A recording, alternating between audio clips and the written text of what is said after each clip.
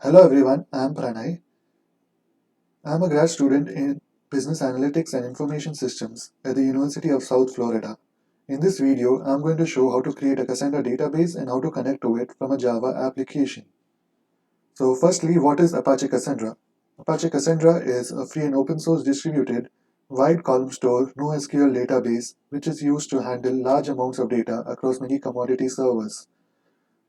It is preferred by many developers because it provides high availability with no single point of failure, and moreover, it is highly scalable. Cassandra also offers robust support for clusters spanning multiple data centers. It was founded back in 2010 at Facebook, and ever since then, it has been used in the Facebook inbox search engine. Now, let's have a look at the Cassandra database which I created. I created the database using the GUI in the DataStax console. Now let's have a look at the DataStax console. So this is how the console looks like.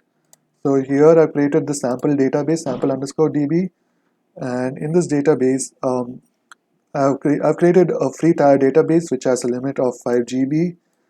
It costs $0 per hour, and this is the database username, and this is the database name.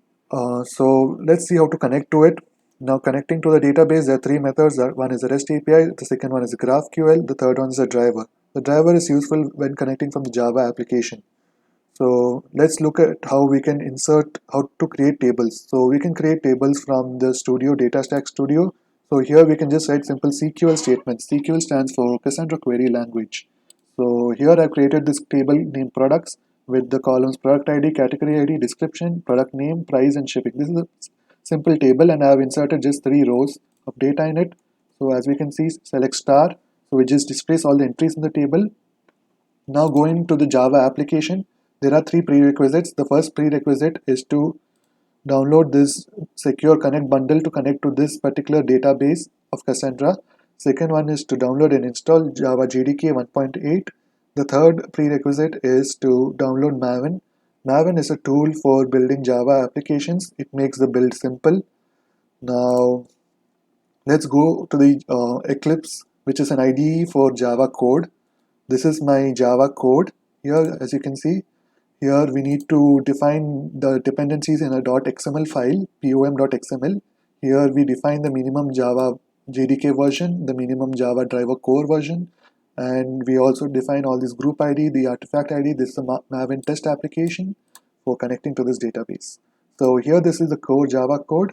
Here the 3 lines over here are to import the drivers to connect to the database. Here this is the method SQL session or builder, which is used to create a session to connect to this database, and this is the secure connect bundle whose path has been referenced here. These are the credentials, username, password, the key space name. Here I'm just printing out the operations which are just going to be displayed on this IDE console. The next one is session.execute. These are the SQL queries which will be executed. First is to insert, then is to update, and then to delete. And then here I'll be using this loop to iterate to get the values from the database into these variables, and which will be printed out on the console. So first let me show you how to insert some values. I'll just comment this out and I'll just run this code and show you in the console. So I'll just run this code to insert the following values: 8, 110, shared, sample product 57, and expedited. So as we can see down, the code is running. We are connected to the database, and now we are just inserting these values into the database. So it has inserted it here, this 8 chair sample product 57 2. Let's also just confirm it from the DataStax console. Now going back to the console, going to the DataStax studio. Now let's do a select star to see if the value has been inserted, and it has inserted. It's the fourth value. There are now 4 entries here: chair, sample product, expedited. Now going over to the Java code, now let's look at the second operation, which is to update.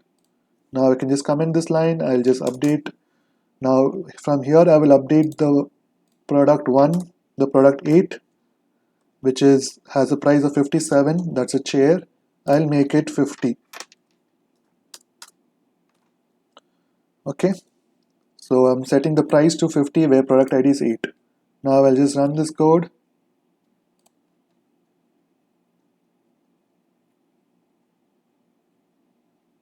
Now we'll just take a moment to connect to the database like before, and we can see the output of these 4 columns.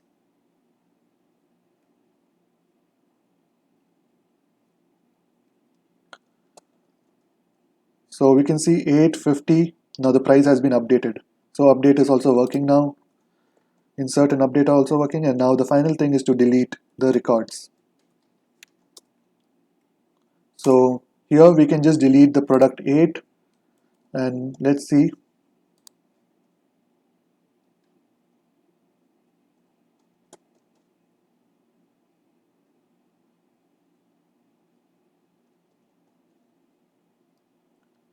It will just take a moment, and we will not be able to see this product 8 anymore.